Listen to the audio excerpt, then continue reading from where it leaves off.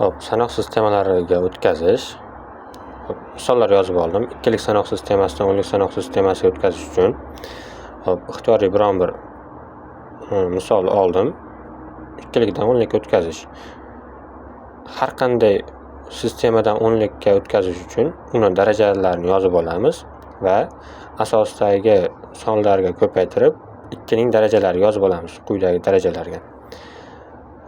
Mana bu ifodani soddalashtirib ishlaydigan bo'lsak, 16 + 8 + 3 bizga 27 ni beradi. Bu o'nlik sanoq sistemasiga o'tkazilgan ko'rinishi. Endi buni tekshirish uchun ham va o'nlikdan ikkilikka o'tkazishni ko'rish uchun ham mana shu aynan hozirgi misolni oldim.